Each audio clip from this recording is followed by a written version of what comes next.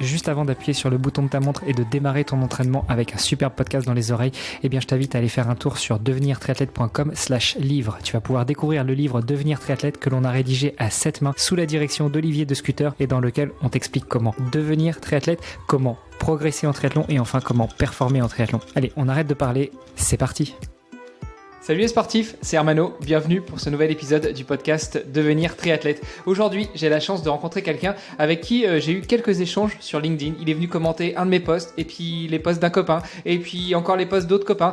Puis je me suis rendu compte qu'il apparaissait souvent dans mon flux, et donc j'ai pris contact déjà pour le remercier d'avoir commenté mon post, et puis aussi d'en savoir plus sur lui, parce qu'il avait l'air d'être un peu sportif, un peu engagé. Enfin bref, on va voir tout ça pendant cet épisode. Tout d'abord, je souhaite la bienvenue à Jonathan TD. Salut Jonathan. Salut Hermano, merci de me recevoir. C'est un plaisir. Comme je le disais, il y a plein de choses à découvrir sur toi et à échanger, dont je voudrais échanger avec toi. Mais déjà, la première question de ce podcast, c'est toujours la même. Je demande à notre invité de se présenter. Donc dis-nous tout, qui est Jonathan TD? Alors, qui je suis? Comme tu l'as dit, Jonathan. J'ai aujourd'hui, demain presque, puisque ce sera le 23 décembre, 32 ans. J'habite à Saint-Étienne depuis presque toujours, puisque j'en suis originaire et ça va faire 2 ans et demi avec ma femme et mon petit garçon qui s'appelle Jules, qu'on est revenu dans le coin. Après avoir pas mal vadrouillé tous les deux, on a vécu 2 ans en Corée du Sud et 2 ans à Zurich, en Suisse. Donc ça, c'est un truc qui me caractérise pas mal, justement, l'ouverture et la balade à plus ou moins grande échelle. Euh, voilà, si je suis là, c'est parce que je fais un peu de sport. Je pense que c'est quelque chose qui nous réunit. Je fais beaucoup de vélo, notamment du vélo de route, mais aussi du BMX, du VTT, voilà, tout ce qui va avoir deux roues, et de la course à pied, puisque je fais surtout du trail et plutôt sur des distances entre 80, 100, 130 km cette année. Euh, et j'ai eu l'occasion de mettre les pieds dans un bassin aussi quelque temps, mais ça je pense en rediscuter. Voilà, je suis un petit peu touche à tout. Je fais beaucoup d'escalade aussi. Et quoi te dire? Eh ben, je suis aujourd'hui un professionnel de l'accompagnement puisque j'accompagne en individuel et en collectif, notamment dans le monde de l'entreprise, les personnes dans leur développement et dans leur recherche de performance. Et je me forme, puisque je suis aussi étudiant, à la préparation mentale cette année. Voilà, pour faire court, je pense que tu vas me poser des questions et qu'on va peut-être creuser certains éléments, mais Ah, voilà qui je carrément. suis.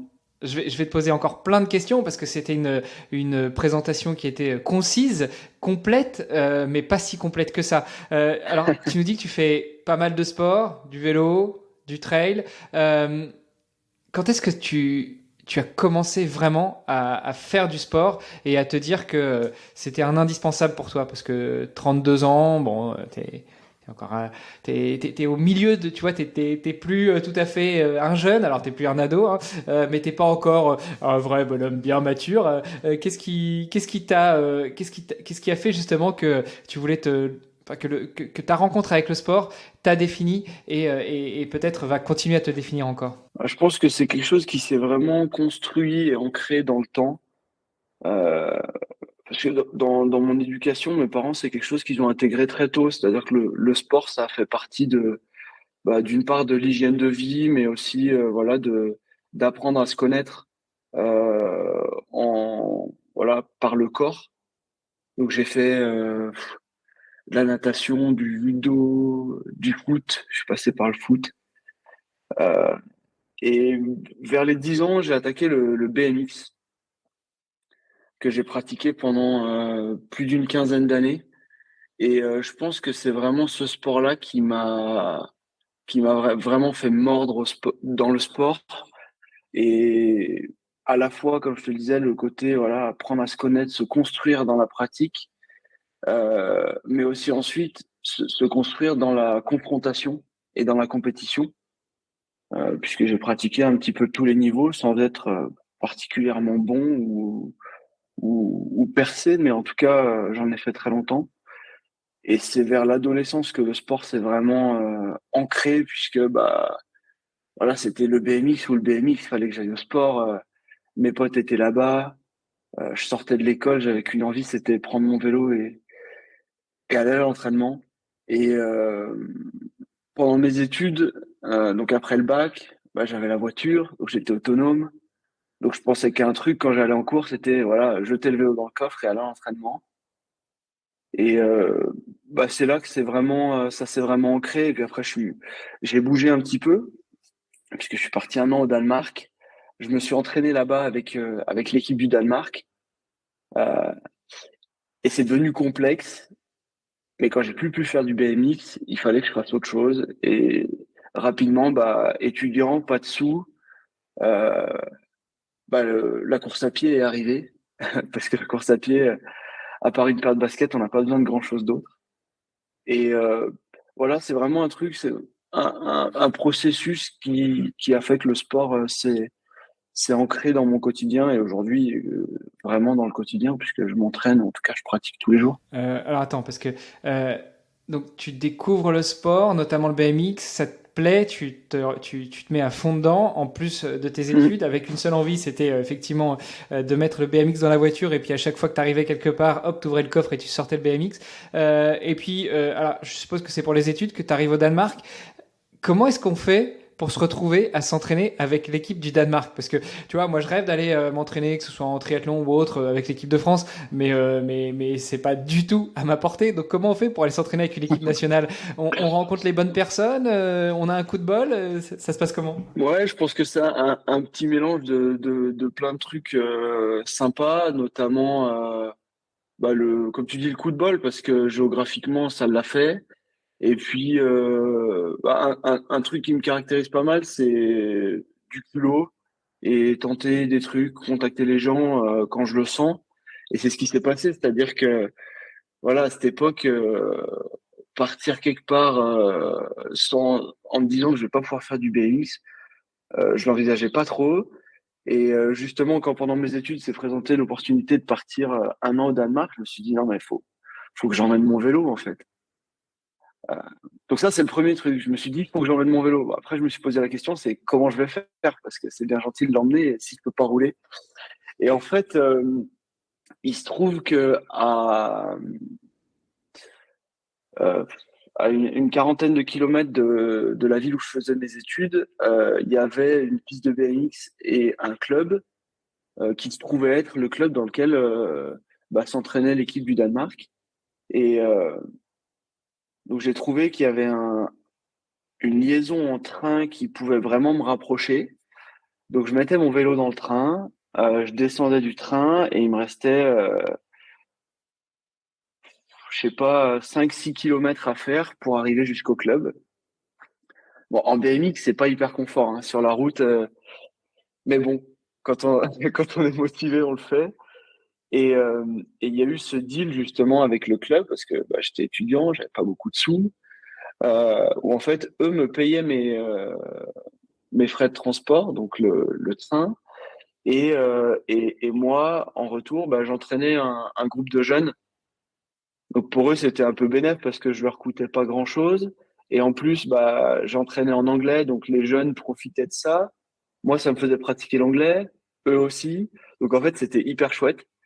Et, euh, et ouais, c'est fait par des contacts un peu au culot, en fait. Et qu'est-ce qui fait que bah, cette histoire-là, elle est devenue un peu compliquée, pour reprendre tes termes, et puis que tu te sois plutôt orienté sur la course à pied, parce que bah, il y avait aussi l'aspect financier, tu l'as dit, mais j'imagine qu'il n'y avait pas que ça. Tu aurais pu aussi ne rien faire, tu aurais pu aller marcher, je sais pas, Hmm. te trouver une paire de bâtons et puis faire de la marche nordique au Danemark, ça doit se faire quand même un petit peu. Enfin, qu'est-ce qui a fait que du BMX que tu laisses au garage ou au fond du salon, enfin, ou au fond du studio, à côté de ton lit dans ta chambre d'étudiant, tu passes à la course à pied? Bah, rapidement, tu vois, quand je t'explique tout ça, ça sent quand même, ça sent fort la contrainte. Parce que c'est vrai que prendre le train, prendre le vélo, débarquer là-bas. Après, bon, en plein hiver au Danemark, je te cache pas qu'il fait pas très chaud. Euh, donc, plein de petites contraintes qui s'accumulent, qui font que, en fait, ça me coûtait cher un peu mentalement d'y aller. Et je me suis dit, il faut peut-être faire autre chose. Et bon, j'allais à la salle, je m'étais fait des potes, mais moi j'ai besoin de prendre l'air, j'ai besoin d'être dehors. Et euh, et du coup, bah, je me suis dit pourquoi j'irais pas courir, bien que jusque-là, je m'étais dit mais c'est pour les fous, jamais de ma vie je vais courir. Moi, je suis bien sur un vélo. Et j'ai tenté le coup et je me suis mis un petit peu de régularité là-dessus. Et c'est resté tranquillement. Je pratiquais un peu le CrossFit à côté et en fait, bah, je me suis rendu compte que l'un servait l'autre et vice-versa. Et quand je suis rentré du Danemark, je me suis retrouvé entre la Savoie et la Haute-Savoie, puisque j'ai fait une licence pro, j'étais en alternance chez Wedze, donc la marque de ski de Décathlon, qui est basée en Haute-Savoie. Et mon école était à Chambéry. Et bah, quand tu te retrouves à vivre au pied du Mont Blanc, en plein milieu de la Haute-Savoie, et que tu aimes bien être dehors, rapidement, bah, ce qui s'est passé, c'est que j'étais appelé en fait par la montagne et par l'envie de découvrir par moi-même. Et du coup, bah, la course à pied est devenue le trail. Et ouais, voilà, c'est aussi simple que ça en fait. C'est finalement une suite, enfin un enchaînement logique. En tout cas, aujourd'hui, ça me paraît logique. Ouais, c'est aussi simple que ça. La course à pied est devenue trail et j'imagine que le trail est devenu ultra trail aussi. Ouais, alors le trail est vite devenu un peu plus long. Après, j'ai vite compris aussi en augmentant les volumes qu'il allait falloir du temps et que le corps avait besoin de s'adapter. Et j'ai fait des phases où j'augmentais vachement les kilomètres, puis je redescendais parce que envie de courir. Je suis pas particulièrement un bon coureur, mais moi j'aime bien courir, me déplacer vite. Et c'est vrai qu'en montagne, et surtout plus c'est long, bah, plus la moyenne bah, elle baisse, c'est logique. Mais Et souviens-toi de l'adage, hein, plus c'est long et plus c'est bon, hein. ouais, il paraît. Mais pour le coup, c'est vrai, parce que je me retrouve là-dedans. Mais plus ça va vite, plus je sais pas ce que pourrait être l'adage, mais en tout cas, ouais, voilà, moi le kiff, c'est quand ça va un peu vite aussi, euh, et que les kilomètres ils défilent. Et donc je suis vite revenu sur des courses, voilà, 40, je pense que 40-70 kilomètres, tu vois, c'est une fourchette qui me va bien. Même si j'ai fait du 100 kilomètres en montagne, même si cette année j'ai fait 135 kilomètres. Euh, c'est chouette, mais j'aime bien quand ça court, quand ça va vite. En tout cas, d'avoir moi la sensation d'aller vite et pas de me dire, de me retourner et de me dire j'ai passé une journée à 5 kilomètres heure et sans dénigrer ça parce que c'est juste des efforts de fou. Hein. Mais ouais, je pense que j'ai besoin qu'il y ait du rythme en fait. Bon, du rythme, quand tu pars sur un 100, 130, 170, t'en as quand même. Pas tout le temps, mais t'en as quand même. Oui, Et c'est oui, justement la beauté de ce sport. C'est aussi la gestion de l'effort. C'est aussi quelque chose qu'on retrouve dans le triathlon.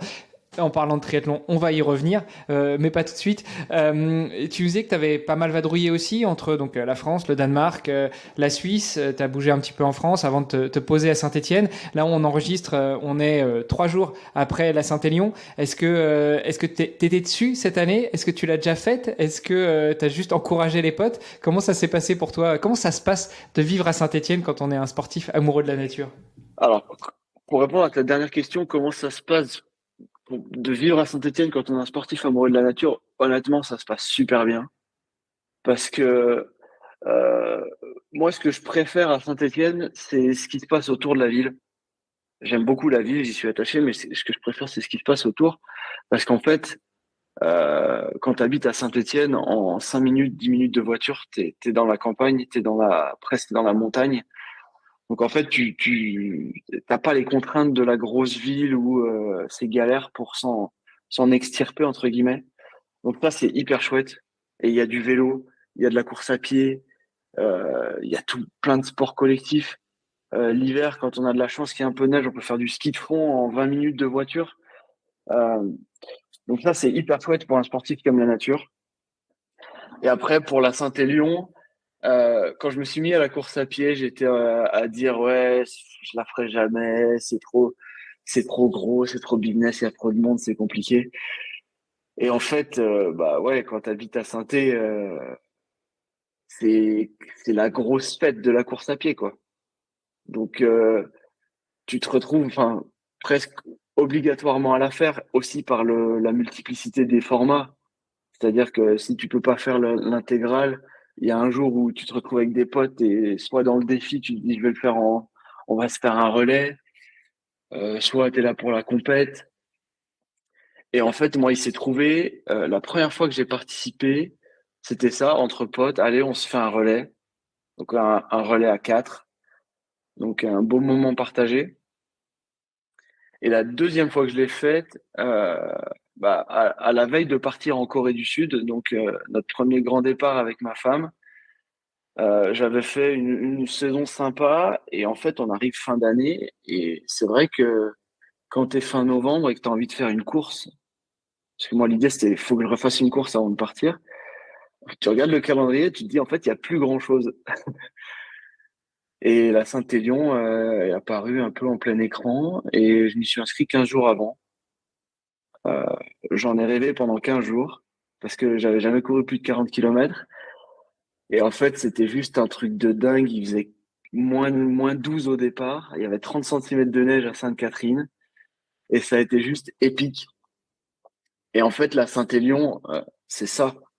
Je pense que tu fais pas la Saint-Élion pour te dire je vais faire juste une course de 75 bornes. Tu te dis j'ai envie de vivre un truc débile, un truc fou, un truc où je vais sortir de ma zone de confort autrement que par l'effort en lui-même. Et cette année, je l'ai suivi d'assez près, même si j'étais pas sur les chemins. Mais ça a l'air d'avoir été assez épique aussi, parce que j'ai plein de potes qui l'ont fait et j'ai pris beaucoup de plaisir à les suivre, en tout cas sur le live et sur Lifetrail. Et, et c'est un peu l'impression d'être aussi sur la course, quoi, parce que c'est à la maison, les chemins, je les connais. Les copains qui sont sur les chemins, je les connais. Donc, en fait, j'ai presque l'impression de l'avoir faite aussi cette année, tu vois. Bah, c'est vrai que c'est quand même une course mythique pour les trailers, même si on n'est pas vraiment sur du trail. Hein, la Synthé, y a pas que du chemin de trail. Après, j'ai quelques copains qui l'ont fait, qui ont dit qu'effectivement c'était mythique cette année. Pas tellement pour toute la boue, mais surtout pour les conditions climatiques, le froid, le verglas. J'ai même des copains qui ont fait, parce qu'ils en avaient pas assez du 75, ils ont fait la Lyon. Saint-Lyon. Et donc la première Ouais, partie se fait 2 journées. Donc ils vont de Lyon à Saint-Étienne, 75 bornes. Il paraît que le temps était juste magnifique, la météo était splendide. Ils ont couru dans une nature qui avait revêtu son manteau blanc. C'était juste splendide. Et puis après petite sieste et le retour sur la Saint-Élion cette fois-ci avec tous les autres. Et là c'était plus le même délire, mais j'ai quand même quelques copains qui ont pas mal performé, qui se sont bien amusés là-dessus, donc on leur fait un petit coucou. Comme tu te dis, vivre ça par procuration, en suivant les copains, ça donne un petit peu l'impression de la vivre. Dans ton parcours de sportif, il y a d'autres choses que tu as vécues et véritablement vécues pour le coup, que tu n'as pas suivi de loin. Mais tu nous as dit, encore une fois, que tu as pas mal voyagé. Est-ce que à chaque fois que tu as voyagé, que ce soit au Danemark, on l'aura compris, tu as fait du BMX et puis tu as découvert la course à pied et même le trail, mais en Corée, en Suisse, maintenant, de retour en France et en particulier à Saint-Étienne, est-ce que tu as toujours pratiqué du sport? Quel type de sport tu as pratiqué? ouais, bah écoute, tu vois, depuis mon premier voyage, entre guillemets, qui était le Danemark, où la course à pied s'est un peu imposée, en fait, c'est pour moi un vrai moyen de découvrir et ouais, de prendre, comment dire, de prendre contact avec les endroits où je suis. Donc finalement, la course à pied, c'est vraiment présent tout le temps. Et, euh, et en fait, ça m'a laissé plein de souvenirs. Donc, tu vois, la Corée, la Suisse et tous les endroits en fait où j'ai pu mettre les pieds, où je suis parti en vacances. Je sais que si je vais chercher bien loin dans Strava, je peux retrouver des petites traces sympas. Tu vois, je te donne des exemples. Euh, on est allé aux Philippines, je suis allé en Chine. Enfin, partout où je vais, il y a une boucle en course à pied. Depuis que j'ai découvert Strava et même toutes les applications de cartographie et puis qu'on peut mettre des cartes, enfin un tracé sur la montre. Partout où je vais, il y a une petite trace qui me permet, qui me permet surtout d'aller découvrir avec un regard différent l'endroit où je suis. Et j'ai même souvent beaucoup de plaisir à dire à ma femme, tiens, il faut que je t'emmène là, faut qu'on retourne à cet endroit. J'ai vu un truc encore ce matin. Ouais, c'est un vrai moyen de me déplacer en fait aujourd'hui et de découvrir. Donc le sport est présent dans mon quotidien, que je sois à la maison en France et à Saint-Étienne, ou en fait que je sois n'importe où. Bon, après, tu as quand même fait 8 ans chez Decat, donc effectivement, le sport est un peu présent chez toi, ça se sent. Euh, alors c'est marrant, tu dis que maintenant qu'on peut mettre de la cartographie dans la montre, c'est une fonctionnalité que tu utilises beaucoup, parce que moi, en clair, quand je vais découvrir, j'y vais. Alors oui, j'ai la montre pour plus pour avoir le suivi et pour la mémoire, pour que ça remonte dans Strava, comme on le dit, hein, si c'est pas dans Strava, ça n'existe pas. Mais j'utilise peu la cartographie. La seule fois où je l'ai vraiment utilisé, c'était cet été pour mon défi, et ça m'a un petit peu sorti aussi de cet aspect profiter de la nature. Je pense que tu es dans une autre forme de concentration. Est-ce que toi, c'est quelque chose que tu utilises vraiment très souvent, notamment quand tu pars à l'étranger? Ouais, ouais, moi je suis un gros geek de la carte, je crois. Euh, j'ai besoin de, tu vois, presque des fois, en fait, d'aller explorer avant d'aller explorer. En fait, je suis sur la carte et je regarde et je me dis, tiens, on dirait que là, il y a un chemin. Bien souvent, je force un petit peu, tu sais, parce que sur Strava, quand ça te propose des trucs un peu automatiques et moi, je vois que ça a l'air de passer, bah, je mets le mode manuel et je fais tracer au milieu du champ, au milieu de, parce que je me dis, ça a l'air sympa de l'autre côté. Donc c'est vrai que je fais beaucoup ça et c'est aussi un moyen, entre guillemets, de me sécuriser parce que quand tu te retrouves dans un pays où tu connais pas la langue, tu connais rien, tu t'es même pas sorti de la ville, tu sais pas où tu vas. Je reconnais que c'est un moyen de me dire ça va, je sais que je vais rentrer. Ça doit certainement rassurer ma femme aussi parce que je suis toujours rentré et ouais et puis ça ouais c'est une habitude que j'ai prise et je le fais souvent. Euh, Ça me permet aussi d'éviter, enfin d'optimiser. Tu vois, on parle d'optimisation, mais c'est vrai que bah, maintenant avec un petit et puis voilà une vie à deux, c'est toujours important pour moi d'optimiser le temps que je prends pour moi, mais aussi de m'assurer que bah, ma balade qui devait durer 1 heure, elle en dure pas 3 parce que je me suis paumé et que je suis bien là pour le petit déj et pour partager du temps à la maison. Donc c'est vrai que c'est un bel outil moi que j'utilise beaucoup et en particulier que j'utilisais beaucoup à l'étranger, euh, qu'est la cartographie et le guidage sur la montre. C'est des bonnes excuses. Je vais peut-être commencer à Et, regarder de plus en plus. et en même temps, tu vois, pour compléter, euh, ça me permet de profiter d'autant plus. Tu vois, tu me disais que toi, le fait de pas avoir la carte, tu profites à fond. Et en fait, moi, je pense que je profite à fond parce que euh, je sais que je vais pas me perdre. Donc en fait, mon esprit, il est vraiment à voir ce qu'il y a autour de moi. Et la montre va me ramener à la maison et je découvre, quoi. Je valide ta proposition. Je vais l'étudier en y travaillant un petit peu plus. C'est vrai que ça pourrait aussi permettre de changer un petit peu les habitudes, parce que parfois, quand on n'a pas forcément de plan d'entraînement qui sont établis, et ben on se dit, je mets les chaussures et puis je vais courir sur la ligne droite ou là où j'ai l'habitude de sortir. Et puis finalement, bah, sortir la carte, ça peut aussi permettre d'aller découvrir d'autres choses. Il y a plein d'outils, il y C'est a ça. Strava, quand on utilise Garmin, il y a Garmin qui le fait. On peut utiliser d'autres outils comme Open Runner ou comme d'autres encore qui permettent finalement de paramétrer aussi bah, le dénivelé, la distance, le temps, etc.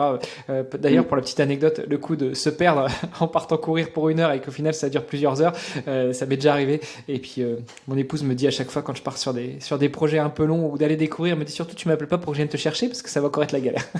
Donc tu vois, moi je suis de l'autre côté de la barrière dans tous les niveaux. J'hésite à partir direct sur la partie triathlon, mais je vais rester un petit peu sur toi, ta pratique du sport, tes voyages, etc. Tous ces voyages, ça te permet de découvrir des gens, des cultures, des choses différentes, d'avoir des expériences exceptionnelles, que ce soit seul ou avec ton épouse maintenant, et avec le petit aussi. Malgré tout, bah, ça engendre un certain impact carbone. Du coup, j'aimerais bien avoir ton avis là-dessus, et puis peut-être qu'on peut switcher aussi sur ce que tu fais maintenant, sur ton activité maintenant. Mm. Tu vois, c'est pour te mettre un peu en porte-à-faux par rapport à tout ça. Bah écoute, c'est un vrai sujet. C'est un vrai sujet. Après, moi, je suis content dans un sens où à chaque fois que je suis parti quelque part et qu'on est parti quelque part, c'était vraiment pour s'y installer. Euh, donc, tu vois, on a passé 2 ans en Corée du Sud. On est rentré chacun peut-être une ou deux fois. Euh, et notre volonté, c'était vraiment de s'y installer et de vivre comme les locaux, avec les locaux et à leur manière. Et pas, voilà, d'être là pour du zapping, entre guillemets, et se dire on fait des allers-retours, on s'intègre pas pleinement. Ça a été un peu la même chose quand on habitait en Suisse. Et c'est pour ça, tu vois, typiquement que on n'a pas nécessairement eu une vie de frontalier, mais qu'on s'est installé à Zurich, comme tout le monde, et avec les locaux.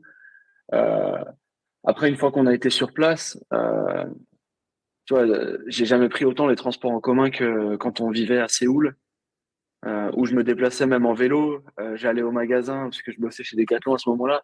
Le magasin était à 60 bornes de chez moi. J'y allais en vélo. Il y a eu des jours où je faisais l'aller-retour quand il faisait moins 12 degrés, et j'avais un plaisir de fou à faire ça. Et en fait, quand je te disais que tout à l'heure, je vois vraiment le sport comme un moyen de déplacement.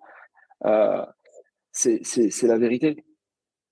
Et quand on habitait à Zurich, j'ai vécu pendant 2 ans en vélo, c'est-à-dire que la voiture était au garage et elle nous permettait vraiment ponctuellement de faire l'aller-retour entre Saint-Étienne et Zurich, même si on y a vécu pendant le Covid, donc on n'a pas fait beaucoup d'allers-retours, hein, je te le cache pas, parce que la frontière était assez opaque.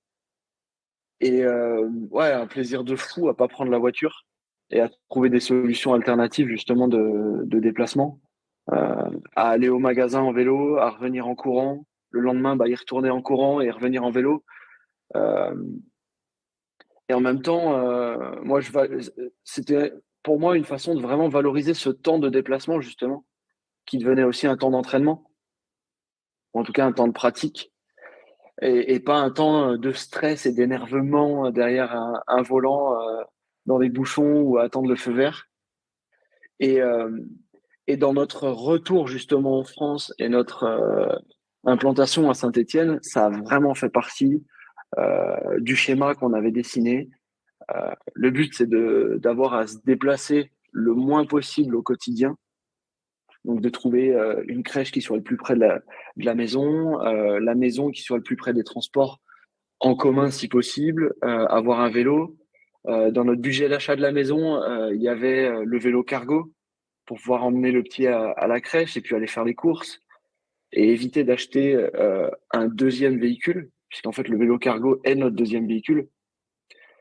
Donc c'est pas un sujet dont on parle au quotidien et un sujet j'allais dire de préoccupation quotidien chez nous, euh, mais c'est quelque chose qui fait partie de notre vie et dont on se soucie, et qu'on essaye en tout cas au maximum d'intégrer, même si c'est pas tous les jours hyper simple.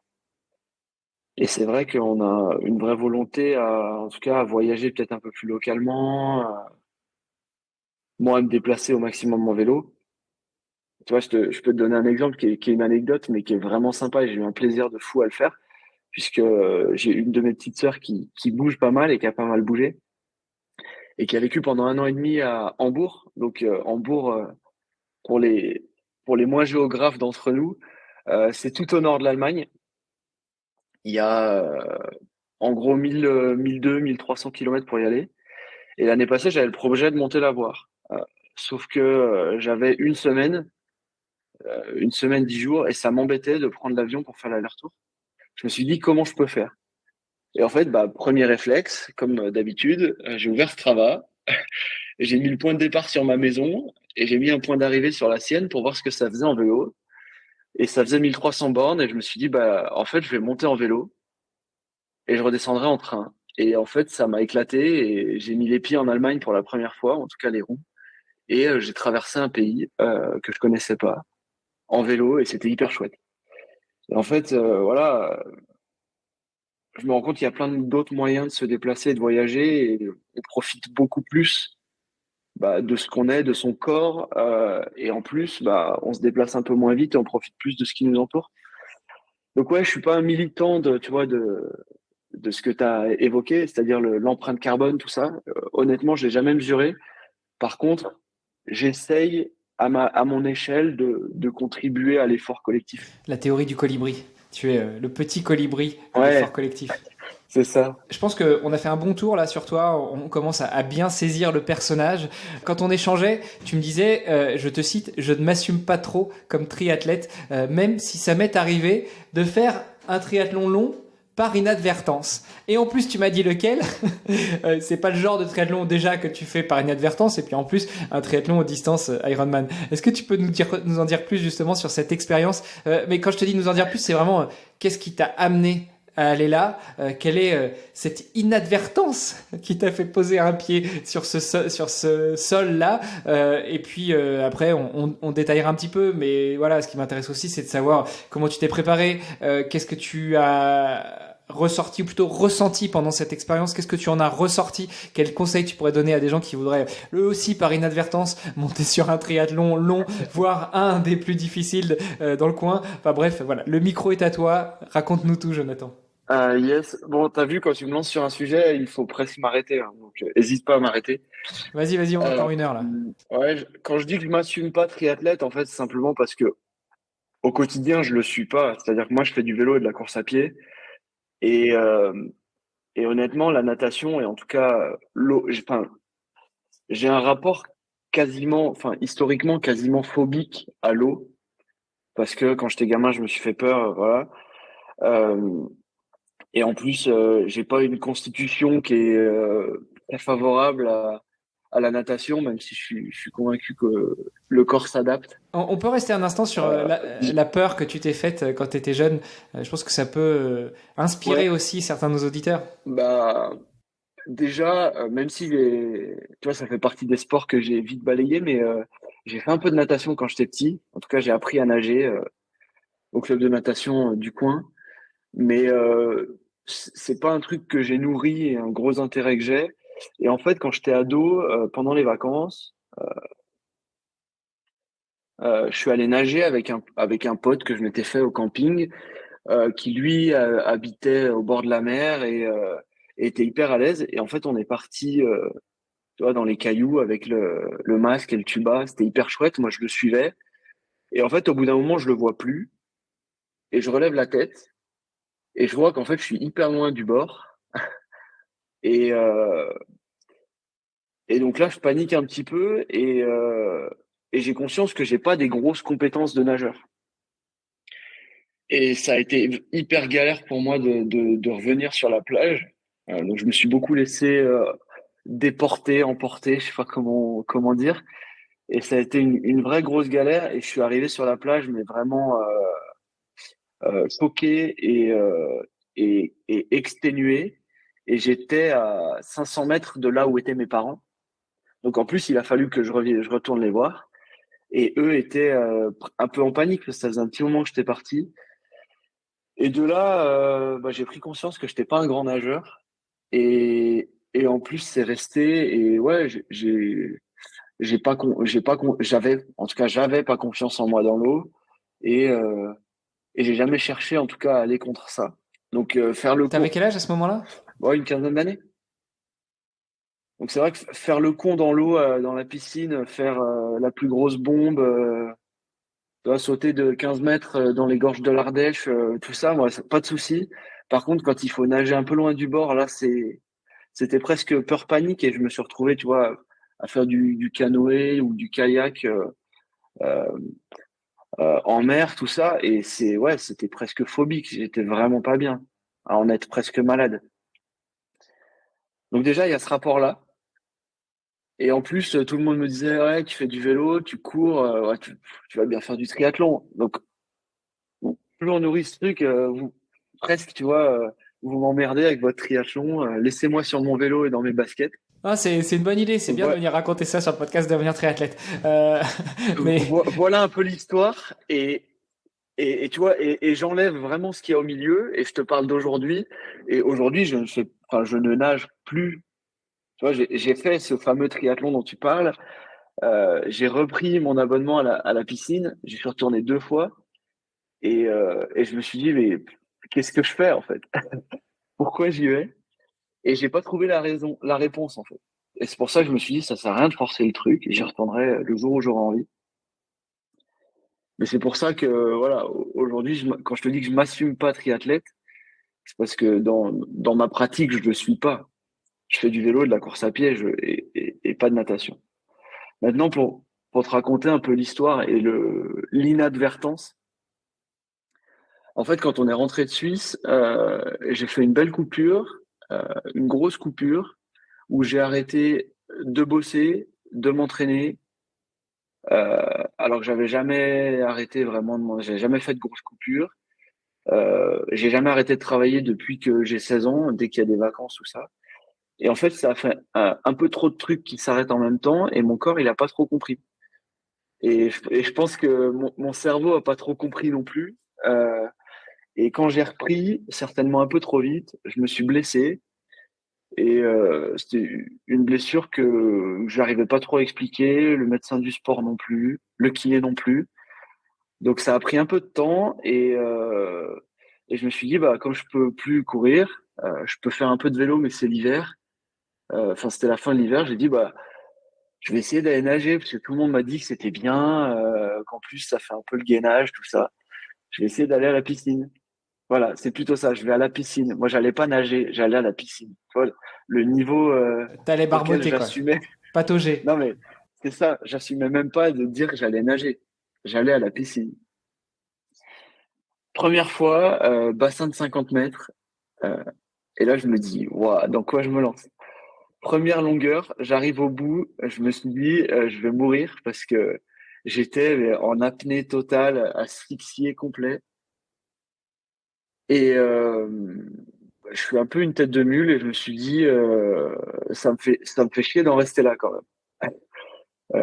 50 mètres dans cet état-là, ça me fait chier d'en rester là et je me suis dit, bah, je vais regarder s'il n'y a pas des plans sur Internet, des trucs pour essayer de nager. Et en fait, je me suis tenu à ça pendant quelques temps et je me suis surtout dit, je me connais, je peux toujours pas courir. Par contre, ça va revenir. Par contre, je peux faire du vélo. Euh, faut que je me mette un objectif.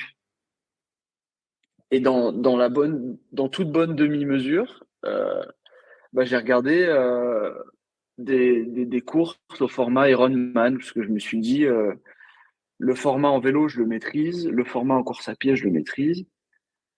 Euh, la natation, si je m'y mets un peu, je devrais arriver à finir le truc. En plus, il paraît qu'on a le droit de mettre une combinaison, et la combinaison, ça fait flotter.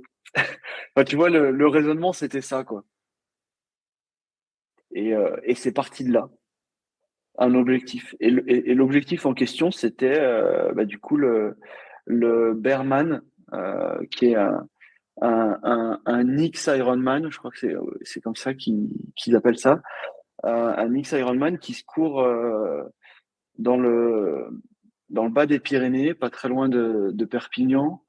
Euh, c'est quoi, mi-septembre. Donc en plus, j'avais le temps, on était début mars, mi-mars, et je me dis, bon, mi-septembre, ça laisse 6 mois.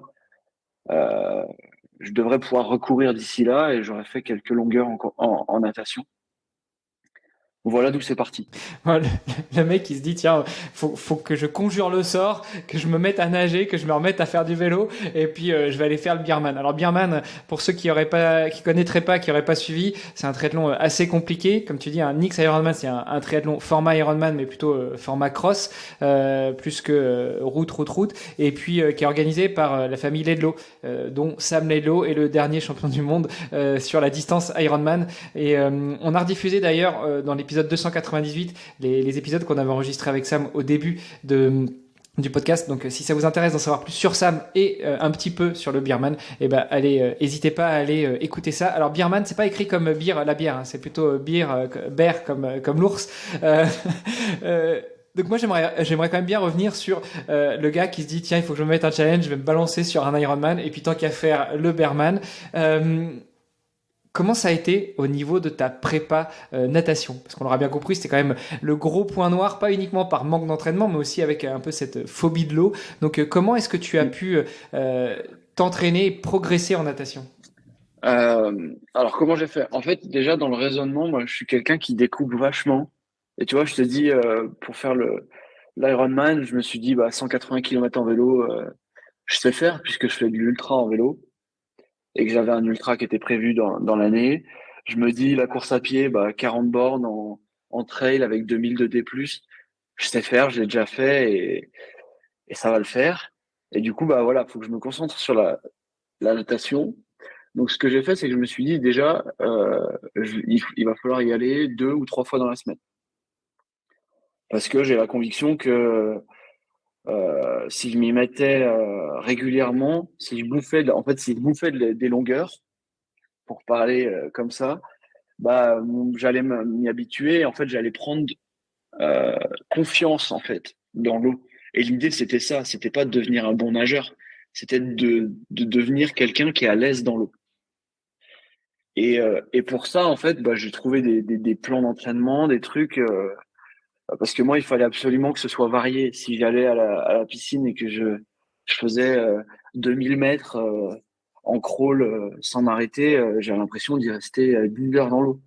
Donc du coup, je me suis fait des séances un peu fractionnées, un peu, voilà, des nages à une bras, le pull boy, du dos, de la brasse, voilà, varié. Et voilà, pour bouffer des longueurs. Et c'était vraiment ça. Et j'y allais, ouais, 2, 3 fois par semaine. Et je me suis dit, comme le vélo et la course à pied, c'est validé, il faut que je valide la natation. Et donc, il faut que je me trouve un truc qui fera la longueur, au moins la longueur de la natation et qui soit en eau libre. Et mon meilleur pote, avec qui je cours et avec qui je fais beaucoup de vélo, il habite au pied du lac d'Annecy. Et j'avais vu que le 15 août, pour son anniversaire, puisqu'il est de cette période-là, que le 15 août, il y avait une course de natation en eau libre qui s'appelle la traversée du lac d'Annecy. Et je me suis dit, bah nickel, 5000 mètres, ça fait plus que les 3800 mètres de l'Ironman. Donc en fait, si je valide ça bah, un mois avant la Berman, c'est bon, j'ai tout coché. J'aurais plus qu'à tenir, à, à continuer de m'entraîner tranquille je sais que c'est validé. Et donc le délire, ça a été ça en fait. Et du coup, nager régulièrement pour préparer ce truc-là.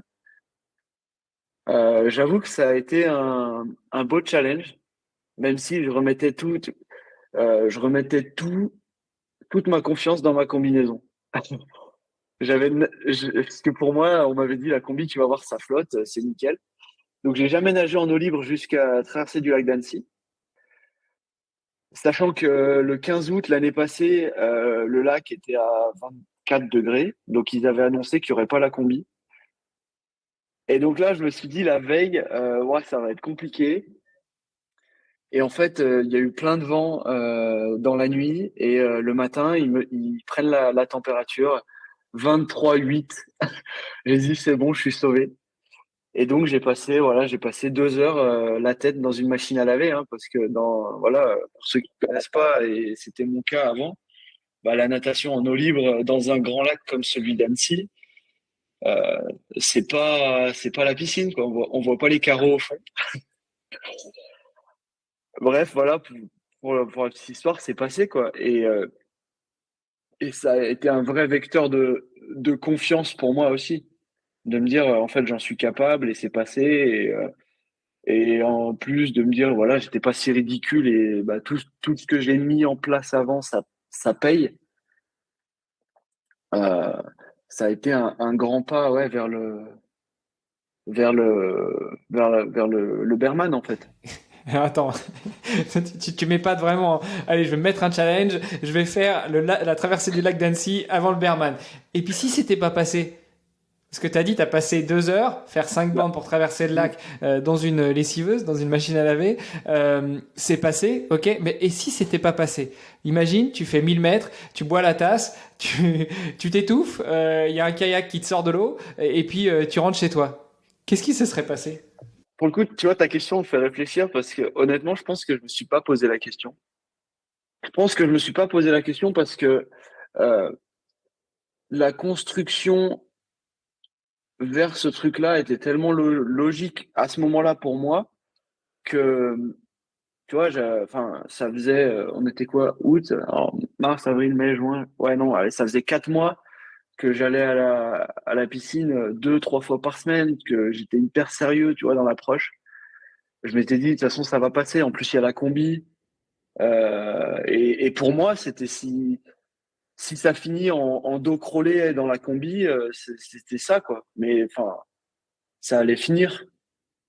Et si c'était pas passé, je pense que dans ma façon de réfléchir, ça m'aurait donné les clés, ou en tout cas ce qui manquait pour que ça passe le jour J, un mois et demi plus tard. Je pense que c'est un peu comme ça, enfin dans cette logique que j'étais. Et j'avais, ouais, j'avais confiance dans ma capacité en fait à mettre en œuvre ce qu'il fallait pour que ça passe en fait. Je pense que c'est ça. En fait, la vraie clé, c'est ça. Je pense. Excellent, excellent. Bon, donc du coup, là, tu as traversé du lac d'Annecy, ça passe. Est-ce que pendant ces 4 mois de préparation où tu nageais 2, 3 fois par semaine, t'incluais quand même toujours de la natation et de la course à pied, ou t'étais vraiment resté que sur la partie, pardon, du vélo et de la course à pied, où tu faisais que de la natation? J'ai peur de Ah la ouais, non, réponse. carrément. Non, non, carrément. J'étais, tu vois, à ce moment-là, j'étais triathlète, ou en tout cas triathlète en devenir, si tu veux. Parce il y avait du vélo. Tu vois, l'hiver, j'ai passé pas mal de temps sur Zwift. C'était quand, de toute façon, fin juin, avec mon meilleur pote, on avait l'échéance de la Race Cross France. Donc, il fallait faire du volume en vélo quand même, puisqu'on avait, bon, on avait un beau morceau devant nous. On a fait le 1000 km, qui faisait 1100. Et la course à pied, bah, en fait, dès que je pouvais et dès que ma hanche avait l'air de m'y autoriser, j'allais courir, en fait. Et c'était calé avec mon kiné pour que je fasse ça à la sensation. Et donc, il y avait un peu de volume de course à pied. Et à partir de début juin, c'est là où j'ai commencé à vraiment recourir. T'avais quand même pas trop laissé de côté les 2 autres sports. T'étais un Ah triathlète non, en devenir. Ça représentait quoi comme volume d'entraînement pour toi? On le rappelle, hein, tu n'étais pas triathlète du tout. Donc t'as même pas fait un petit sprint ou un petit courte distance. non. Toi, la seule course de préparation que t'as faite, c'était la traversée du lac d'Annecy. Mais justement, ce que j'essaie de ressortir de ça, c'est l'essence même de ta préparation. Donc au-delà du délire, du défi ou du je vais me lancer dans cette course-là, comment est-ce qu'on se prépare sans se mettre trop de charge mentale, tout en réussissant à concilier aussi vie de famille, parce que tu étais déjà papa, et certainement projet professionnel. Comment est-ce qu'on arrive à trouver cet équilibre? Euh, c'est de l'organisation, je pense, beaucoup. Pour répondre à ta question sur le volume, je sais pas, c'est ouais, une dizaine d'heures par semaine. Bon, après, en fonction des semaines, ça dépendait, parce ouais, il y avait des semaines où il y avait des impératifs et j'en faisais moins que la semaine d'avant ou moins que la semaine d'après. Mais disons que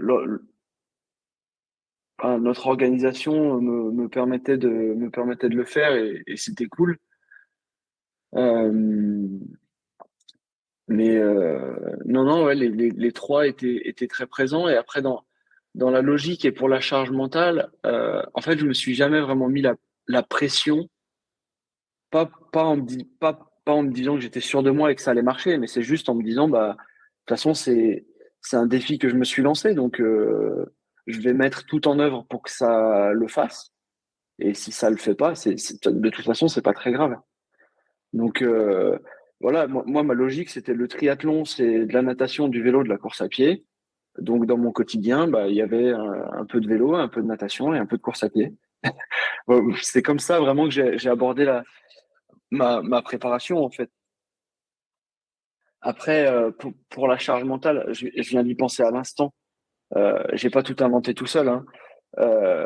J'avais quelqu'un qui m'accompagnait à distance et pour le coup, je le remercie et je vais profiter de ce moment pour lui faire un clin d'œil. S'il y a du monde qui nous écoute, faut pas hésiter à aller jeter un coup d'œil sur, alors déjà sur la structure Ibex Outdoor. Euh, c'est par cette structure-là que je m'entraînais et et celui qui m'a fait ma préparation pour toute cette saison-là, c'était Florent Pianezzola. Donc c'est un gars bien sympa qui est de Clermont, Clermont-Ferrand et qui a une super approche, hyper hyper pédagogue et avec qui j'avais des super échanges. Donc ça m'a beaucoup aidé parce que j'ai aucune compétence dans l'entraînement. Donc en fait, moi quand je l'avais démarché au début, c'était voilà, je me lance dans un truc où il va falloir que je pratique 3 sports au quotidien. Euh, j'ai juste besoin de quelqu'un qui me dise dans quel ordre il faut le faire, quoi. Et en fait, c'est parti de là. Et après, je m'organisais moi pour que ça passe. Bon, donc ça, c'est sur la partie prépa. Maintenant, on est le Mm. jour J. On est en septembre 2022, prêt à se lancer dans ce gros défi du gros nounours du sud de la France.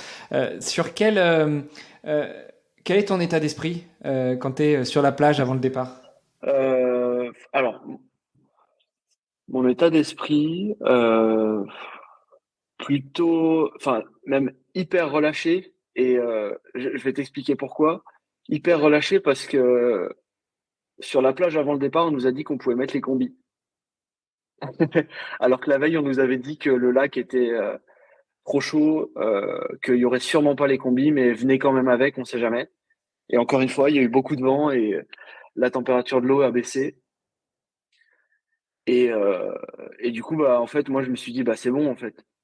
C'est bon, j'ai déjà fait 5000. Là, faut boucler le truc. Et en fait, dans ma tête, la natation sur cette distance-là était devenue, en fait, anecdotique. Dans le sens où je savais que j'allais passer 1 heure dans l'eau. Et après, en fait, le vrai sujet, il était après, parce qu'il fallait tenir 8 ou 9 heures sur le vélo. Et derrière, je sais plus, 5 ou 6 heures en courant. Et mon seul objectif, c'était, je le disais comme ça parce que je trouve ça marrant et c'est un peu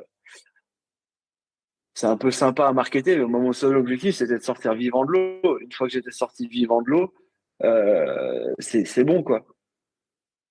Je m'amuse parce que je suis sur le vélo et c'était vraiment ça. Donc, après, voilà, les de l'eau et la course, enfin, c'est génial. On part le matin, enfin, on part au flambeau, il fait nuit. Euh, Euh, enfin, ouais, non, il y avait de l'ambiance, c'était hyper chouette. On était une centaine, super ambiance. Non, tu vois, sur la plage, j'étais bien, quoi. C'était là, c'était arrivé, ça y est, la préparation, c'était derrière. Maintenant, il fallait aller au bout du truc, quoi.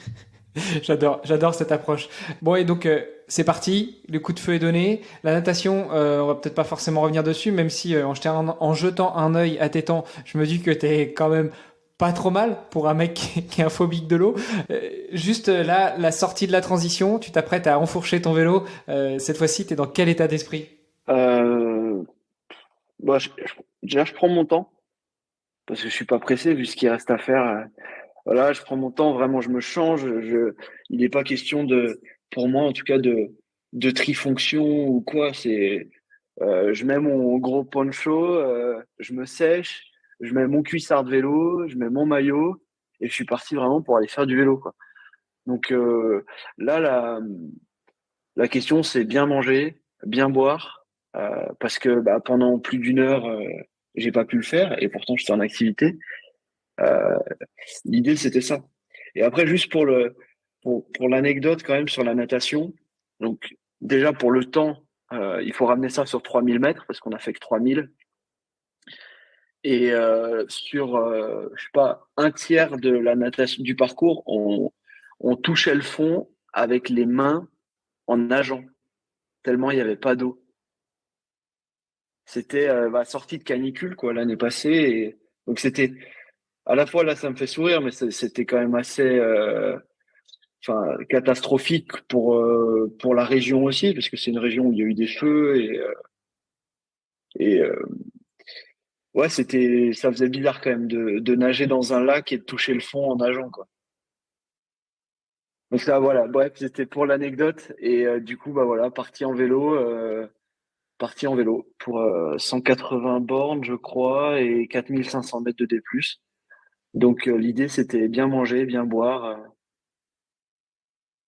et trouver le rythme. Ouais, parce que c'est ce que j'allais te demander. Après, on l'a dit, hein, le Berman, c'est une des courses les plus difficiles sur le format Ironman. Je crois que c'est même au-delà d'Embrun, qui est pourtant connu pour être un Ironman parmi les plus durs du monde. Bon, hormis ceux qui sont dans le Nord, etc., des Norseman, des trucs comme ça, qui sont au-delà, qui sont vraiment des triathlons de l'extrême. Mais là, le Berman se définit lui-même comme X3, mais XXL. 8 heures sur le vélo, même pour les meilleurs. Attends, comment c'est possible 180 bornes sur un Ironman, on fait 4h30, 5 heures, tu vois. Là, 8 heures. Pourquoi autant? Bah 8 heures déjà parce que 4500 mètres de dénivelé positif et puis des cols alors ce qui est hyper sympa c'est qu'ils nous ont fait passer par des cols qui sont des cols routiers mais vraiment secondaires et donc peu pratiqués et donc avec des routes qui sont pas forcément en super bon état et très sinueuses. Donc toutes ces choses-là qui font que ça prend un peu plus de temps. Et en plus, derrière, bah, il fallait bien garder en tête qu'il nous restait un trail de 42 bornes avec 2200 mètres de dénivelé positif à faire. Donc, j'allais dire, tu prends un peu plus le temps, mais en fait, non, hein, moi, à aucun moment, j'ai pris le temps. En fait, j'étais au rupteur une bonne partie du parcours et j'étais quand même content de descendre du vélo. Après, ça vient de me venir, mais par rapport à ta question d'avant, quand je suis monté sur le vélo, le premier truc que je me suis dit, c'est pars tranquille. Parce qu'en fait, c'était la première fois. En fait, quand je suis monté sur le vélo, j'ai réalisé que c'était la première fois de ma vie que je sortais de l'eau et que je partais en vélo. Je me suis dit, putain, mais en fait, c'est la première fois que je fais cette transition. Donc, du coup, j'ai gardé ça en tête et je me suis dit, reste tranquille. Et je pense que ça m'a servi, du coup. Bah ouais, plutôt, ouais. Encore une fois, quand on voit les temps, ça a l'air sympa. Et puis, tu l'as dit, une fois qu'on pose le vélo, on enchaîne sur un petit trail de 42 bornes avec 2200 de Ouais. D+. Sur les 4400 de vélo, on se rend peut-être pas forcément bien compte, mais tu l'as dit, vous passez par des cols. Donc, en plus de la difficulté de l'épreuve, en plus de l'alimentation, j'imagine qu'il y a aussi toute la partie vestimentaire, parce que en septembre, enfin fin septembre dans les Pyrénées, il peut y faire aussi bien magnifiquement beau que se les peler quand on est en haut d'école. Comment tu gères ça aussi? Ouais. Bah là, pour le coup, là, c'était royal.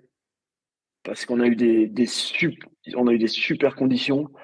Je crois qu'il y avait peut-être un peu de vent sur le vélo, mais non, on a eu des super conditions. Après, ce qu'il faut savoir, c'est que le Berman, il n'y a pas de ravitaillement. C'est-à-dire qu'on est autonome. Donc, c'est nous qui prévoyons nos ravitaillements sur chaque transition. Et sur le vélo, on avait un sac de délestage à peu près à mi-parcours où il fallait qu'on prévoie nous-mêmes ce qu'il allait nous falloir en boisson et ce qu'il allait nous falloir en nutrition. Euh, et donc, du coup, prévoir aussi des vêtements si jamais c'était un peu compliqué. Après, moi, je sais que en vrai triathlète, j'avais quand même une sacoche sur mon vélo. Ouais, non, mais c'est là T'avais où, la roulotte tu aussi vois, qui était j'essaie. derrière, non? Ouais, c'est un peu ça. Mais j'avais une petite sacoche avec un coupe-vent. Enfin, tu vois, en fait, j'étais plus en mode, je suis sur un ultra que je suis sur un triathlon où il faut chercher de la perf et de toute façon, avec 4500 mètres de D+, déjà, tu vas pas avec un vélo aéro et tu vas pas en cherchant les grammes. Le plus important, c'est de s'économiser et de bien gérer. Et ça a été la clé, en fait. Tu m'étonnes. Donc tu poses le vélo après plus de 8 heures d'effort sur le vélo et pas que après la natation. Et puis là, tu commences à attaquer le trail. J'ai vu en regardant ces résultats que tu as une progression impressionnante. Tu sors, enfin tu fais le 13e temps vélo, le 13e temps natation, je crois, un truc comme ça. Non, 29e temps natation. Tu fais le Ouais. 10e temps vélo. Et puis par contre, en course à pied, qu'est-ce qui s'est passé en fait? T'étais, Je c'était ton fais second souffle? deuxième, je crois, un truc comme ça. Ouais, tu fais troisième temps a priori. Non, ou troisième. En fait, pour moi, c'était parfait parce que je commence par le truc le plus compliqué, dans ma tête en tout cas, qui est la natation. Parce que il y a 6 mois, je savais pas nager. Donc, je me dis, le plus dur, il est là. Après, je me dis, je fais le vélo. Alors, le vélo, c'est mon kiff, mais c'est pas le sport dans lequel je m'entraîne pour être performant. Donc, je me dis, voilà, le vélo, au Bon, moment de l'année poser le prochaine, vélo, t'es réinvité mais en BMX par contre. là, 8 heures, c'est 80 heures qu'il va falloir. Et en fait, déjà le vélo à la fin, j'en avais marre parce que l'effort est quand même vraiment exigeant et l'école était complexe. Donc j'étais content de poser le vélo et je me dis voilà, contrairement, en fait, dans ma tête, je m'étais dit mais je vais à l'inverse de la plupart des gens qui font du triathlon. Où il y en a beaucoup qui viennent de la natation ou qui sont très à l'aise là ou qui viennent du vélo. Et moi, en fait, je pose le vélo et je me dis bah ça y est, je suis dans mon jardin maintenant. Et c'est là où c'était sympa en fait, c'est que moi je pose le vélo avec le sourire. Je me dis ça y est, là je vais courir. Ça va être dur, mais là je vais courir.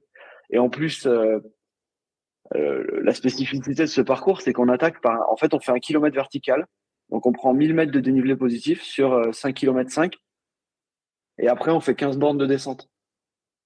Donc typiquement le genre de truc en plus moi qui m'amuse, en tout cas qui me plaît, où faut monter, faut prendre un peu son mal en patience. Tu sais que tu vas mettre 1 heure pour monter les 1000 mètres et faire les 5-6 kilomètres. Et, euh, et ouais, c'était vraiment le plaisir de poser le vélo et d'attaquer la course à pied. Et je me rappelle un, peut-être de manière un peu présomptueuse avoir commencé à monter en courant. Bon, très vite, les gens elles m'ont dit, tu viens de faire 9 heures de vélo, calme-toi.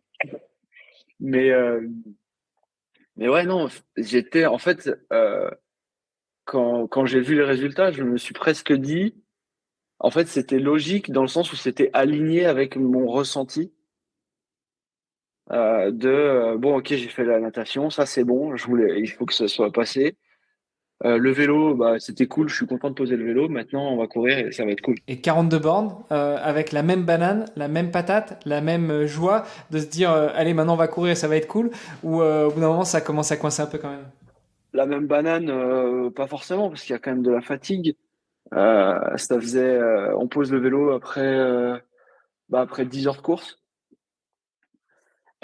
Et en fait, la course à pied, ce qu'il faut savoir sur le Berman, c'est on fait deux boucles de coup de 21 km. Donc, on attaque par ce fameux kilomètre vertical. Et en fait, tout ce qu'on fait la première boucle, on sait qu'il va falloir le refaire. Et potentiellement de nuit, enfin, certainement de nuit, puisque la nuit arrive. Et donc, le premier tour, je me suis dit, vas-y tranquille, pour vraiment, parce que moi, mon objectif en course, hein, c'est de profiter et de pas me faire mal et, et de pouvoir tout donner jusqu'à la fin, mais en profitant, en fait. Donc, c'est compliqué souvent d'aller arriver à aligner ces deux curseurs-là. Mais je me suis dit, premier tour, vas-y, mais sois pas trop prétentieux. Envers toi-même, en fait, pour pas souffrir le deuxième, pas trop souffrir. Et en fait, je fais le premier tour, ça se passe plutôt bien. Je prends mon temps, du coup, parce qu'en fait, j'avais mon ravito sur la transition, en fait, parce qu'on revient au même endroit de la transition.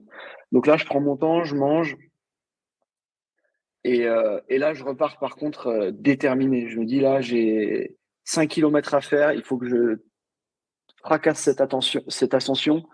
Et après, 15 bornes de descente, c'est roulant. Je sais que même détruit, mes jambes, enfin, ça va le faire, quoi. Il faut que je finisse Et pour moi, ça se jouait dans cette dernière ascension. Enfin, ma course à moi se jouait là pour aller vraiment au bout du truc. Et, euh, et dans la dernière boucle, en fait, ce qui est sympa pour moi, moins pour eux, c'est qu'on rattrape des gens qui sont dans leur première boucle. Mais du coup, ça motive. Je vois des frontales et tout. Je remonte et et à 2 bandes de l'arrivée, parce que moi, je me dis de toute façon, je sais pas où ils sont devant, je sais pas où ils sont derrière. Donc en fait, du coup, faut que j'avance parce que je veux pas me faire rattraper. Et voilà, par inadvertance, peut-être que je rattraperai quelqu'un. Et en fait, à 2 bandes de l'arrivée, j'arrive, je remonte sur un des concurrents du coup de du full et euh, et en fait, j'étais super bien. Je me suis dit, j'étais super bien. Et je fais les 2 derniers kilomètres à bloc, en me disant, bah voilà, il y aura certainement peut-être mes parents, il y aura ma sœur, il y aura ma femme, parce ils étaient venus. On a passé un super week-end ensemble, en fait. C'était, et, euh, et du coup, c'est chouette. On va célébrer ça et puis ce sera fini.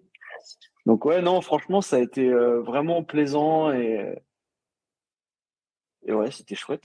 Bon, et au final, tu passes la ligne au pied du podium, hein, parce que tu fais 6, mon cochon, pour un mec qui est triathlète par inadvertance, qui se dit un jour en sortant de la piscine après un 50 mètres suffocant, allez, je vais pas en rester là, je vais me lancer dans un défi. C'est franchement pas mal. Quelle leçon tu tires de tout ça encore aujourd'hui? Alors, je parle pas forcément du Berman, mais de cette envie de te dire, je vais pas rester sur ce 50 mètres où j'ai failli mourir. Du coup, je me lance dans un objectif. De cet objectif, bah, ça lance une prépa. La prépa, elle se déroule comme elle se déroule, mais plutôt bien a priori. Je fais ma course et je termine ma course au pied du podium, mais avec, j'imagine, une banane jusqu'au-dessus des oreilles.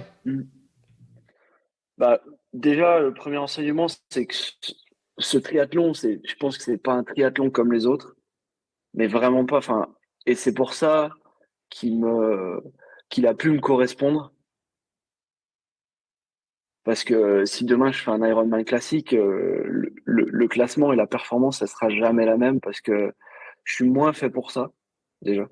Donc je me suis trouvé dans quelque chose où je me faisais plaisir. Et voilà. Après, l'autre enseignement, c'est que moi, il me faut enfin, j'avance un peu au défi. J'avance même carrément au défi et j'ai besoin de ça. Ça me motive. Et après, ça, c'est un truc dont j'ai pris conscience un peu plus tard. C'est qu'en fait, il faut se faire confiance. Et que avoir confiance, alors notamment avoir confiance en soi, en fait, c'est, c'est se dire que, bah, en fait, j'ai la capacité de me donner les moyens pour atteindre mes objectifs. En fait, c'est beaucoup ça. Et je me suis dit, en fait, ces efforts-là, ils sont interdits à personne. Par contre, il faut avoir la bonne démarche. Et pour le coup, je me suis pas lancé de ça en me levant un jour de mon canapé après 10 ans à un bureau ou à avoir passé ma vie dans mon canapé. C'est ça aussi, en fait, l'apprentissage. C'est que tout ce que j'ai fait avant, ça m'a permis d'aller vers ce truc-là en adoptant la bonne démarche. Et la bonne démarche, pour moi, ça a été de décomposer la chose, de pas la voir comme un énorme truc compliqué, mais plutôt de voir quelles sont les composantes, qu'est-ce que je sais déjà faire. Euh, sur ce que je sais déjà faire, bah, comment je fais pour savoir encore mieux le faire. Et sur ce que je sais pas faire, bah, comment je fais pour demain être capable de le faire. Et en fait, tout ça, ça m'a donné confiance. Et la confiance, c'est ça, c'est euh, c'est se dire on est capable enfin, de se donner les moyens de ses ambitions, en fait. Wow. Bah écoute, merci pour la masterclass, mesdames, messieurs qui écoutez. Hein, il faut passer à la fin du podcast, vous passez à la caisse. Non, écoute, c'est super, ces infos et ces enseignements que tu retires de tout ça. Est-ce que il y avait autre chose que tu voulais ajouter, que ce soit sur cette expérience-là ou sur le reste de ton expérience, qu'elle soit triathlétique ou pas? Ouais, bah, en fait, dans l'expérience, comme moi je la vois, en fait, cette année-là, ça a été une vraie année transformatrice pour moi. parce que j'ai pris conscience de tout ce que je viens de te partager, mais ça s'est fait aussi parce que ça a été un tournant dans ma vie, puisqu'on est rentré à Saint-Étienne, hein, euh, juste avant, et que j'ai démissionné chez Decathlon où j'ai travaillé pendant presque 10 ans. Et j'ai choisi de faire autre chose de ma vie professionnellement. Euh, donc, je me suis formé et ça a été une formation. Cette formation a été transformatrice aussi. Donc, en fait, j'ai pris conscience de beaucoup de choses sur moi. Et la Berman, en tout cas la préparation, a fait partie de cette expérience. Donc, c'est ça qui était chouette en fait. J'ai beaucoup appris sur moi avec et par cette démarche-là. Wow. Bah écoute, en espérant que ça ait inspiré notre audience, Jonathan, on commence toujours de la même manière ce podcast et on le termine aussi toujours de la même manière avec 2 questions. La première, bah, le podcast s'appelant Devenir triathlète. Je te le demande, comment devenir triathlète, Jonathan? Comment devenir triathlète? En se faisant confiance, en allant à la piscine, en faisant du vélo et en courant. Je crois que c'est ce que je retiens. Et j'ai envie de rajouter un peu une question spécialement pour toi, mais une fois qu'on est devenu triathlète et qu'on s'assume pas en tant que triathlète, en tout cas à l'instant T, est-ce que ça te donne envie de remettre le couvert, un de ces quatre? Ouais, ce sera l'opportunité. Tu vois, typiquement, alors je vais pas lui mettre la pression, même si je lui dirais d'écouter le podcast, mais euh, ma petite sœur m'a dit qu'elle était peut-être intéressée pour faire un triathlon en 2024, potentiellement un M. Et je lui ai dit, bah, si tu t'inscris, je le ferai avec toi. Donc, ce sera ça, ce sera l'opportunité, en fait. Parce que le plus important, en fait, c'est de rester dans une pratique où on se fait plaisir. Enfin, pour moi, c'est la base. Et aujourd'hui, j'accompagne mes clients dans cette dynamique-là, le bien-être et le plaisir. Et c'est ça qui permet la performance. Ah, je suis tellement d'accord avec toi. Pour info, sans vouloir lui mettre la pression, mais je le dis quand même et je lui dirai de l'écouter. C'est bon là, tu lui as collé une sacrée pression. Donc la sœur de Jonathan, si tu nous écoutes, on t'embrasse. Tu nous diras vers quelle course tu jettes ton dévolu. Il me semble que l'année prochaine, il y en a une qui est pas trop mal, où les gens nagent dans la Seine, courent autour de Paris et ressortent normalement en levant les bras. Bon, c'est un petit peu difficile d'accès parce qu'il faut quand même avoir un super niveau en triathlon, mais ne serait-ce que pour la voir et pas forcément pour la pratiquer, la course des JO, ça peut être pas mal, non? Ouais. Je suis pas sûr que la prépa rentre dans le timing, mais pourquoi pas? Non, ça devrait plutôt se situer vers Vichy, je crois, elle m'avait dit. Il y a un triathlon sympa là-bas. Ouais, il y a quelques tris sympas là-bas. Il y a aussi quelques Ironman qui sont assez sympas, notamment à Vichy. Mais en tout cas, tu nous diras ce qu'il en est et puis on suivra avec attention. Et justement, pour suivre, Avec ça plaisir. c'est vraiment la dernière question du podcast. Où est-ce que on te retrouve, Jonathan TD, si on veut te suivre, t'accompagner, te poser des questions sur cet échange qu'on a eu aujourd'hui, ou voir éventuellement venir avec toi pour accompagner ta sœur sur le prochain triathlon? C'est assez simple, hein. Je suis sur Instagram. Je suis pas hyper actif, mais j'y suis. Euh, sur Google, si vous tapez mon nom, vous allez trouver certainement des liens. Et sur LinkedIn aussi, puisqu'on s'y est rencontrés. Voilà. Mon nom, mon prénom, et normalement, il y en a pas beaucoup qui s'appellent comme ça. Ouais, et puis sinon, devenirtriathlète.com, vous allez chercher l'épisode avec Jonathan, et puis on met toujours le lien vers un des réseaux sociaux pour pouvoir vous contacter. Donc, en l'occurrence, soit Ouais, faut Insta, pas hésiter. soit LinkedIn. Merci beaucoup, Jonathan, pour ce moment qu'on a passé ensemble. J'espère que tu as passé un bon moment, tu as apprécié cette expérience podcast. Ouais, c'était génial. Merci à toi déjà pour la confiance. J'espère que j'ai pas trop raconté de conneries. Et ouais, ça, en fait, c'est un bonheur de se replonger dans des expériences passées et notamment des belles expériences comme peut l'être la Berman. Yes, c'est une course qui donne envie quand même. Alors moi, c'est dommage, j'ai rangé le vélo dans le garage et je vais pas le ressortir, un peu comme ton BMX. Mais c'est vrai que ne serait-ce que pour la beauté de l'effort en lui-même, en elle-même, la beauté, ça donne envie d'y aller. Donc peut-être qu'un de ces quatre, je succomberai aux Et, sirènes. et pour le coup, je pense qu'il n'y a plus besoin de leur faire de pub, mais voilà, la famille Ledlow, merci pour leur accueil, merci pour la joie et l'intensité qu'ils mettent dans l'organisation de cette course, qui est une course familiale en fait. Et c'est génial, c'est des passionnés. Si on parle anglais, il faut y aller parce que c'est une grosse bande d'anglo-saxons qui habitent dans la région. Et ouais, c'était un bonheur. C'était vraiment un bonheur de participer à cette course qu'ils organisent avec le cœur. Eh ben écoute, le message est passé. Merci encore Jonathan. On te souhaite une bonne journée, une bonne Merci continuation. Et puis, chers auditrices, chers auditeurs, on se retrouve la semaine prochaine pour un nouvel épisode. Ciao. Merci, salut. Merci d'avoir écouté cet épisode jusqu'au bout. N'oubliez pas de rejoindre notre groupe Facebook pour discuter avec les invités, commenter et poser vos questions. Et Olivier et moi, nous vous répondrons dans un prochain épisode. À la semaine prochaine. Salut les sportifs.